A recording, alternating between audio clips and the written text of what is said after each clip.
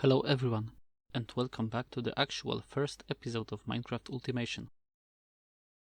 For now, I've crafted double compressed andesite, which will allow me to generate andesite in cobblestone setup when placed under flowing lava. Right after, I've prepared even more casings for further crafting. After that, I got myself a couple of plows to use with wood farm. Wood farm will be based on mechanical bearing.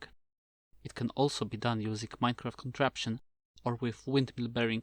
Difference between those bearings is that mechanical needs outside rotation source, while windmill bearing can be powered by itself using minimum of 8 sails.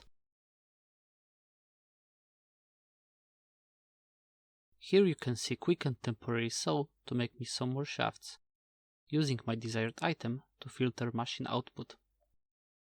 This method gives off 1.5 times more shafts when compared to handcrafting. Other component of every contraption is superglue. To make slime balls, we need wheat dough and lime dye, so I've put a fern and few bones through the millstone. Now I'm getting started on rotating wood farm.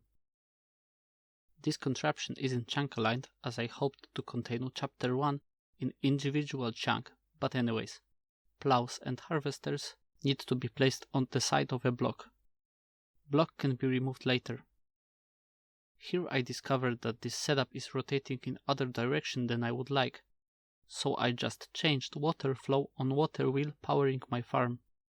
It can also be done on mechanical bearing itself, but this action in my experience is more used on the windmill type farms. As presented, plows can draw effective range for contraption components. I've added additional length to harvester arm since I want this farm to grow 2x2 trees, and for that I need individual pots for saplings.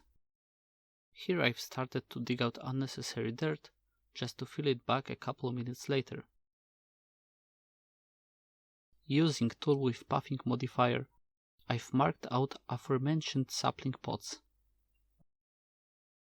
Thanks to deployers, we have access to cheaper mechanism recipe, requiring sequence of 2 deployers with andesite alloy and a saw with input item being a piece of log.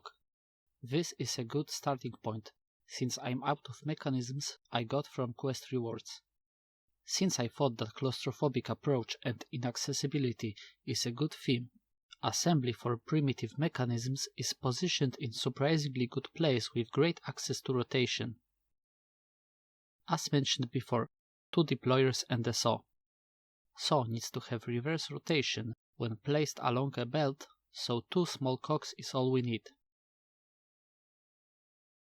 Following that, belt and a gearbox for assembly output, and we are done with that. Test run shows that everything works perfectly. We are only missing an output funnel to insert finished items into a container. Now with those mechanisms, I was able to craft components used to finish tree farm. 2 saws with deployers to replant saplings, chest for item storage, and storage interface to output items into stationary chest. In hindsight, I should have changed the interface position because deployers are unable to replant 2 saplings in the front, but this is only slight inefficiency. Around mechanical bearing, I've placed slabs, so I have a way to turn off contraption if needed. Of course, I forgot to glue everything together, but this happens every time I try to play with green glue. This is only the beginning. There will be couple more missteps I took while designing this farm. Surprising, as I've used the exact same setup probably a dozen of times. Chute is the most efficient way of taking items out of contraptions. Andesite funnels are limited to 1 item per tick, while chutes operate in stacks of 16. Now for the test run. The farm rotates. Wow! While putting a fence around the tree farm so that local population doesn't get hurt, I found that podzol can grow on path blocks, making my choice of sapling separator completely useless. Because of that, I decided to use old boring spruce planks.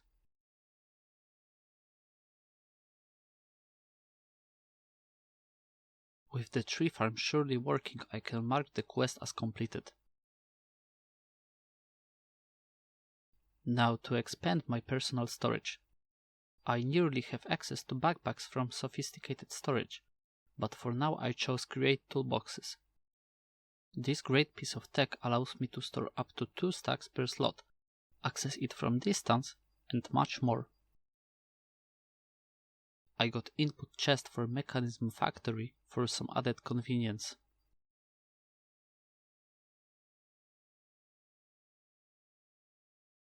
We're off to next quest. I got myself 5 more drills. With 6th one I crafted earlier, I have exactly enough to cover 5 block cobble farm. If your question is, why use 6? The answer is gantry carriage.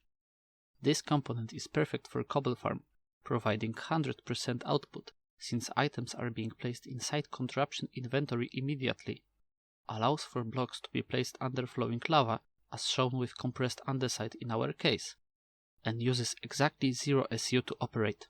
Only factor that benefits this setup is rotation speed, which we can turn up close to maximum.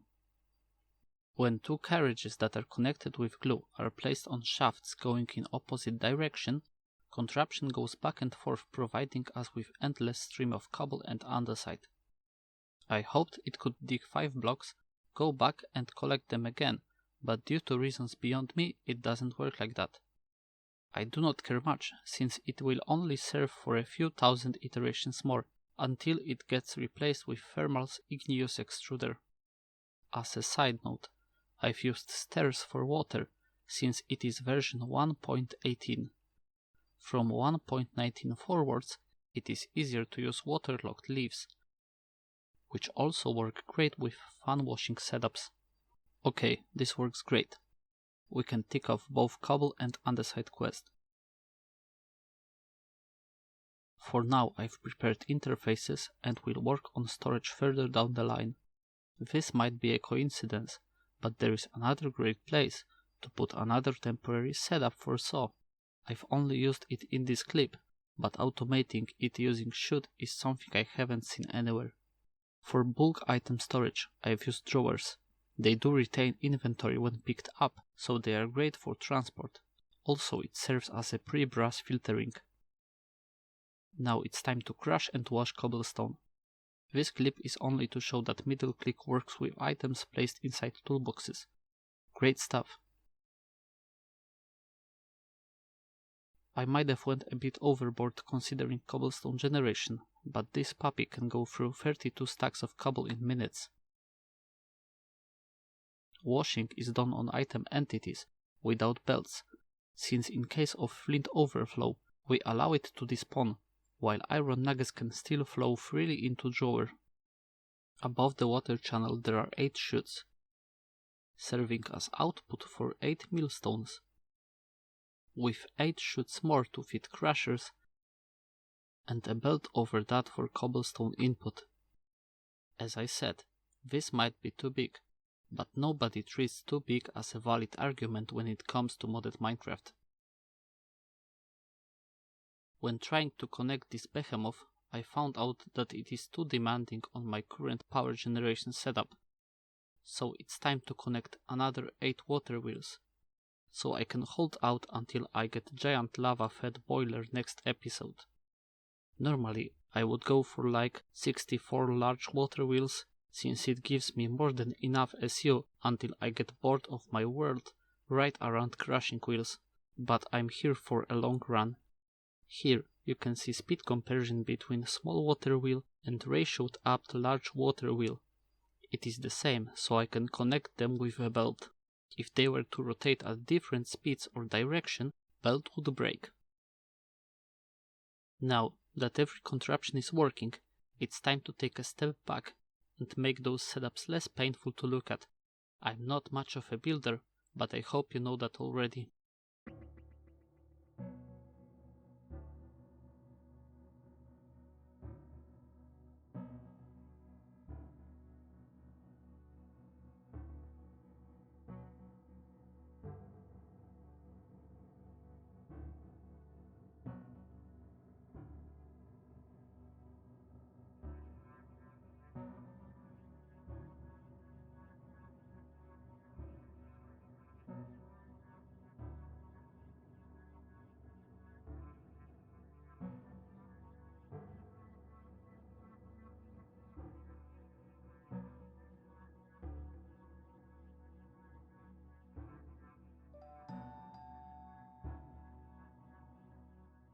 It's time to confirm our automations.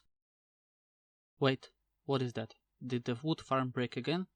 This time it has to do with leaves blocking the water flow. I don't know, maybe this tree grew upside down.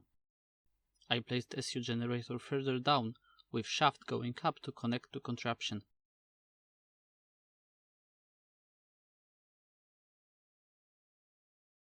Now I can finally check off chapter 1 and get those juicy rewards I'd rather get before I started automating half of what I got. With that we have access to chapter 1 extension. Compact mechanism gives us access to inventory extension for containers, but more important is the other available quest requiring us to get jungle logs.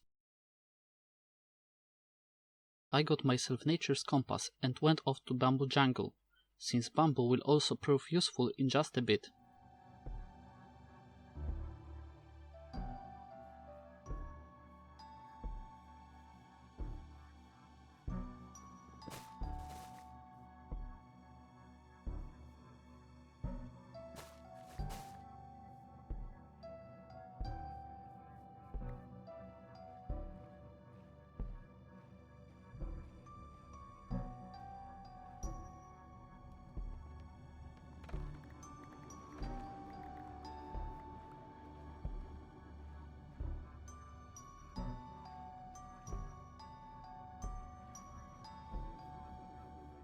After coming back home, I exchanged saplings in my tree farm to stock up on jungle logs for crafting.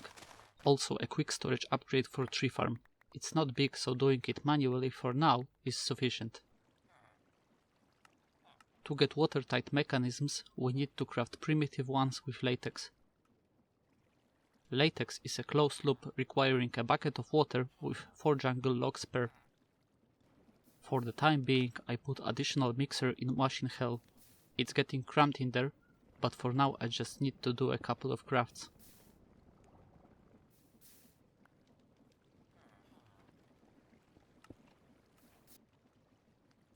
I got a fluid drawer, but let's circle back to compact mechanisms for now.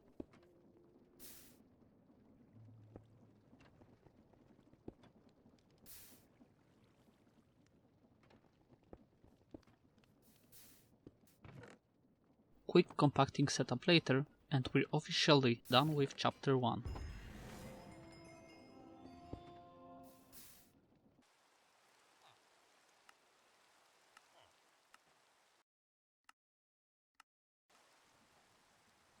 Here you can see me cheating to turn off weather completely. I'd rather hold out on further video compression. Using compact mechanisms, I got few storage upgrades.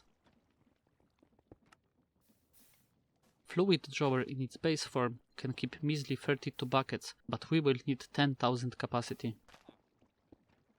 3 gold upgrades are enough to get there. It's heavy on gold, but resources won't be a problem after we have infinite lava. Time to finally take over the nether. Using hose pulley, I set up lava pump. Since pipes aren't concerned with throughput, the more pumps we put, the better. I settled on 6 pumps, with 512 stress units each.